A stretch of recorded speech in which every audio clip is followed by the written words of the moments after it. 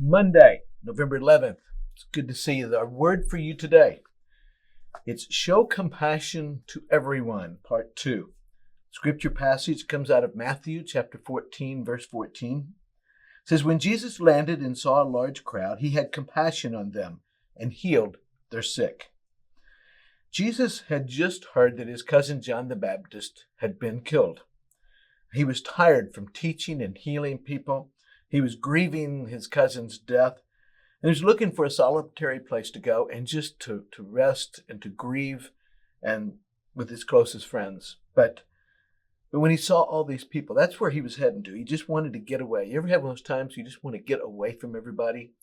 And then you see somebody has a need and you're thinking, I just don't have anything left to give. That's where Jesus was. He was in that situation. He saw all these people with all their needs. And what did he do? He stopped. He put his needs behind him and he had compassion on the people and he met them. How can we be compassionate like Jesus? You know, there are times when we see a need and we don't really care. We don't care because we are tired, we are worn out, and we don't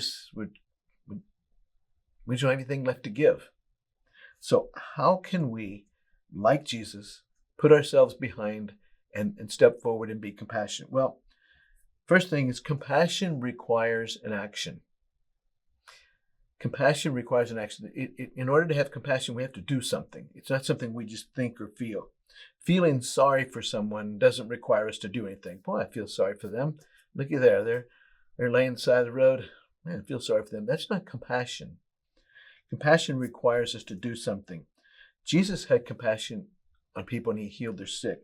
You know, we see somebody, they're pulled over at the side of the road and they have a flat tire, and maybe it's a woman, maybe it's an older person, maybe it's somebody, and it seems like they're having trouble. And you're thinking, I've got to be somewhere, I've got to go. But they need help. And there's just not much traffic around. You don't know when the next vehicle is going to come along. So, okay, I'll get there when I get there. I need to help these people right now. That's having the compassion of Jesus. Compassion also causes us to be inconvenienced. Jesus was wanting to get away by himself with his close friends and just grieve and rest. But he stopped. He interrupted his life, what his needs were, what he wanted to help other people. We see this person side the road with a flat tire. And we know that it's not part of our plan that day. We know if we're going to be late if we go this other place. And this is something that's okay. We can be late, but we really don't want to be late. So are we going to have compassion? Are we going to allow somebody else's needs to interrupt our schedule, our day? That's compassion. When we act to help, when we allow that to interrupt our day and we help someone. And then compassion causes us to be non-judgmental. Jesus didn't credit those people that were coming to him for healing. Some of them were ill because of no fault of their own. Some of them probably was due to the fault of their own. Jesus wasn't judgmental. He didn't say, if you hadn't done this, you wouldn't be in this situation. I'm not helping you. He didn't say that. You see somebody alongside the road, they've run out of gas. You think, tough. Why didn't you stop and get gas? Did you not pay attention? Were you too lazy to stop and get gas? And I had a friend one time that made me a little bit mad. His dad had run a gas station back when gas stations were gas service stations. And he said, you know why people run out of gas? And I said, well, yeah, because they run out of gas. He says, because they're too lazy to stop and get gas. And it made me a little bit mad because I hadn't run out of gas before. But the more I thought about it, I thought, he's right.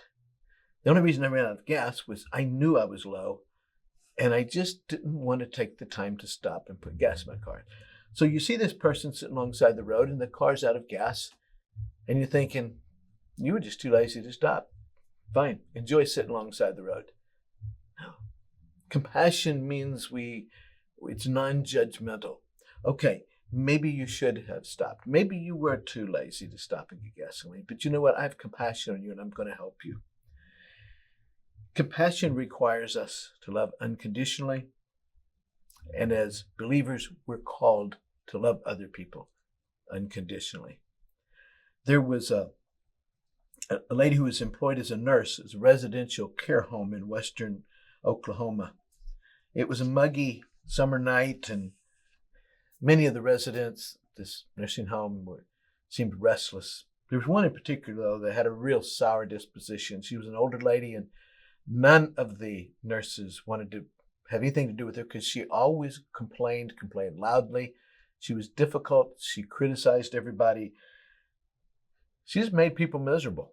And the nurses avoided her as much as possible. Well, this one particular nurse went in to check on her, and she was just complaining loud, and she went in to check on her, and as the nurse came in and the lady was complaining, then the lady looked at the nurse and she says, "I know I don't have much longer to live, and I'm afraid." And big tears filled her eyes, and the nurse began to feel compassion. She's compassionate towards. The woman said, I'm afraid. I'm afraid to die." So the nurse spent some time with the lady and calmed her down, and she went and got some medicine for her to help her to calm down and to rest. And after the lady got the medicine, she said, would you stay here with me? I'm so afraid. Well, the nurse had other patients to take care of. She had things to do. She had reports to write up. But then she remembered a time many years before when she was a small child. Her mother had died when she was very young. She remembered the fear and the terror of waking from nightmares, and no one was there to hold her. She remembered nights spent awake fighting sleep when nightmares would come, and fearing the dark. No one was there to help her. A lump rose in her throat, and tears filled her eyes as she nodded silently. Then she folded back the sheets, and she crawled into the bed by the lady, and she put her arm around her and began stroking her hair. After a little while, the lady went to sleep. Calmly, gently went to sleep. So when she saw that she was asleep, the nurse got up and put the bed back and went and did her things. In a little while, she came back to check on the lady, and she saw that she was resting very gently and peacefully. And then she noticed that there was a calmness on her face, a calmness she hadn't noticed before.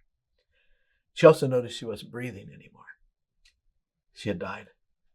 And she felt, the last thing this lady experienced in her life was compassion from someone who wasn't a family member, someone she wasn't related to, but compassion that a nurse had for a resident. And it gave that resident peace, and she was able to pass from this life to the next peacefully because of compassion. Is there somebody you know that needs compassion? Maybe you need compassion. Ask God. God sends somebody like this nurse. Maybe there's somebody that needs compassion. Maybe in your home, somebody's suffering, and it's hard to be compassionate towards them because maybe they complain a lot. Maybe they're difficult. Think of the compassion of Jesus, and he's called us to be compassionate. So today, has God given you an opportunity to be compassionate with somebody? Or has God sent somebody to you full of compassion for you? Let's ask God for those opportunities. Yeah, they're going to come at a time when we at least want it to happen. It's going to inconvenience us. Probably going to be difficult. But that nurse felt so good because she was compassionate to this lady when she needed it the most, right at the end of her life. Don't ever underestimate how your compassion will affect other people. Have a good day.